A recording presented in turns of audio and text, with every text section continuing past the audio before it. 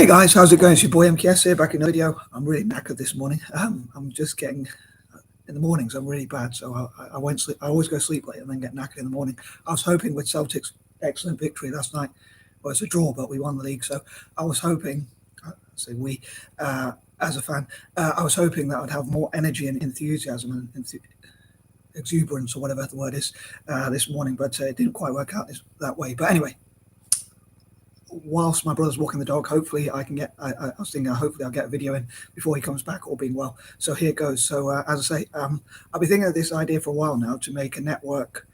I would love to see an Asian union, just like there's an African union. I don't know if the one already exists, but I was thinking like it could be either called a network or a brainstorm or cooperative or a think tank or committee, or whatever other words you want to use. Basically a group of people who come together to discuss what's, in this case, what's in the best interest for Asia and Asian unity.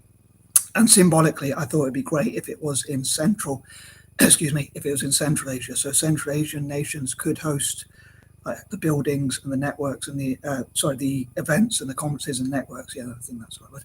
But yeah, so here are some of my ideas for how that union or alliance or whatever you want to call it would work. And I hope, as ever, I would love to hear what your thoughts are on these ideas, what your least favorite and most favorite.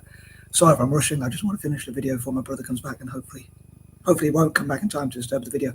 But here goes. So number one, as I say, I would love it to be in Central Asia, so it would bring together all the Asian nations to sort of network together.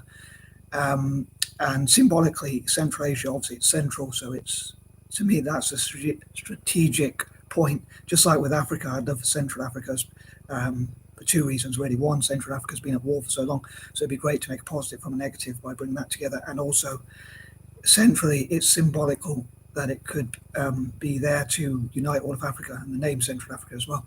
But in this case, obviously, Central Asian nations, a group of nations that come together. Maybe even one of them could be renamed Central Asia or something like that. But yeah, it would bring together all of Asia as much as possible to have agreement on things I hope to talk about. So yeah, hopefully that would be point number one. Number two, hopefully they'll learn from each other. I'm not a big fan of culture or tradition, because I think that lives in the past, so to speak. But they could learn about each other's culture or traditions or histories, and what they could learn about mistakes to avoid and things that they do well, what each Asian nation does badly and what it does well, so it could improve. And also each nation, they can learn from each other so they can improve as well, from learning from each other as well. But yeah, also to encourage people around the world to learn about Asia, and to encourage the diaspora to support Asia as well.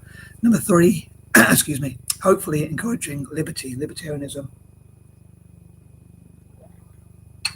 freedoms, human rights, animal rights, and that sort of thing. So yeah, libertarianism. I'd love for Asians to find out about liberty and libertarianism. And also maybe like this idea I have called charity teas, where tea companies or firms or brands or whatever you want to call them could come together. Companies that deal with tea could come together to look at how they could, like for instance, have events where they sell tea, or people come and drink tea, but whatever they sell, whatever amounts of tea they sell, they give maybe 10% of the profits or whatever or whatever they feel comfortable with, or whatever they think is the right amount towards projects that help the poorer people across Asia as well.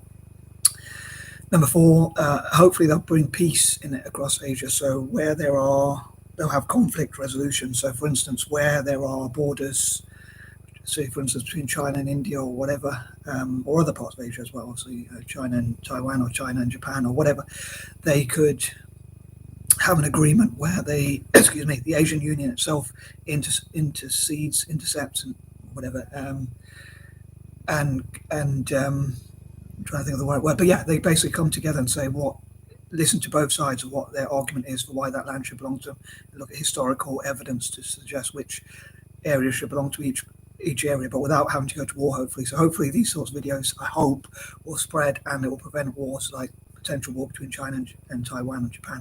So that's why I wanted to make the video really quickly. So hopefully, I was thinking about it a while.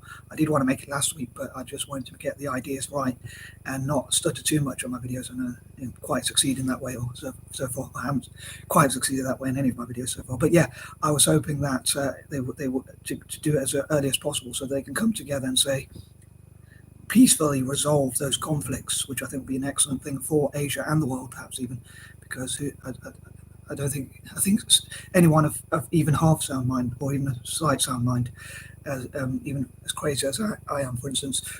I'm sure we don't want to see nukes or anything like that. As mad as I am, I'm a peaceful person. So yeah, I hope they will look at conflict resolution and how China and like those borders could also be used instead of division and where they fight each other. They could be used where Asians, those nations, come together to actually have diplomacy, but also learn from each other, trade with each other, do anti-terrorism drills, anti-invasion drills, so they help each other's country to prevent invasion. So using the China and India border, for instance, it could be a Chindian partnership that's actually what used to divide them could actually be used to make peace there. But anyway, I hope to cover those points, hopefully all being well, in more detail. But yeah, number 5, I hope to for Asian nations to discuss their aspirations with each other and what they hope to achieve. So again, using China and India as examples as the 2 biggest nations and most populous nations, not just in Asia but in the world. This could apply for all possible Asian nations, but in their case, I'll try and remember my train of thought. China, which wants to supposedly tackle poverty, Asian nations could talk about what they've done to tackle poverty and what has helped their economies grow, and what China can learn from them, and vice versa. And India could help them with that goal, and China could help India with its goal of becoming a $5 trillion economy, and things like that. So they can help each other to grow basically as well, and listen to each other's goals and aspirations. So they have meetings in Central Asia where they talk about each other's goals and aspirations to unite Asia as much as possible. So basically it's Asian unity, Pan-Asianism, and that sort of thing, which I often talk about. Number 6, again, a bit of a bias of mine. I always say this, I know, but please forgive me for repeating myself. A lot of numbers and things like that remind me of certain things, although I'm not very good at maths, but for some reason I use these numbers. A while back I used them to organise myself. So I hope for Asian nations and Asians generally I hope to encourage them to support Italian football generally, especially Serie A, but even lower leagues as well perhaps, but especially Serie A. So I hope to promote Serie A across Asia, and also Italian football generally, maybe even the national team. But so Asians could support and follow Italian teams, and also invest and have shares in Italian teams, and have like networks where they have academies in Asia and Italy. So China and India again, where they want to grow their football, and Japan and places like that could have academies. So Chinese and Indian and other Asian, Japanese and Korean and other Asian entrepreneurs could have shares and invest in Italian football, and bring academies, like invest in their own academies. For those who don't follow football, academies are where they train the younger players generally. I don't know a huge amount about them, but that's all I know about them. But yeah, number 7, and also what I hope for Asia to work together on. I hope they'll work together on shared goals as well. But from a bias point of view, as I say, I'd love for them to invest in Italian football. Number 7, same for Celtic, but also I'd love to see human rights, as I say, minority rights for different religious groups. I'm not that religious, but I'm probably trying to get brownie points with God. And for all my sins, I would love to have the peaceful conversion of Christianity across Asia. Obviously, it's another one of my pipe dreams, perhaps. But generally speaking, I'd love to have as many rights, and again, peace for all different religions as well, not just Christians, but for everyone. But using the number 7 again as a symbolically, as I say, it also reminds me of Celtic for some reason. Like 7, Celtic reminds me of. Anyway, so I love them to support Celtic and have human rights and animal rights, and rights for minorities, rights for different religious groups, possibly even the peaceful conversion of Christianity in Asia. Again, not forced or with any violence or anything else, hence peaceful. Number 8, I hope for Asians to talk about what they love about each other and be positive, and look at what they can do in the future to be positive. Again, make conflict resolutions and work together in love, peace and love, and all that kind of thing. Again, positivity and that sort of thing, and that kind of thing. Yeah, sorry. Number 9, excuse me.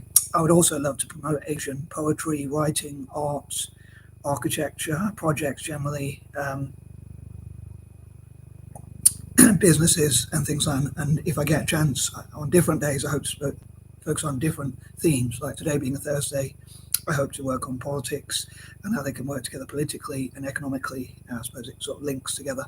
But on Mondays, I hope to talk about things. On Mondays and Tuesdays, I hope to talk more about business and banking and how banks can invest in Asia and things like that. So I hope to cover those things if I get a chance in May and or June, God willing. Godspeed. And number 10, again, excuse me, my voice seems to be going.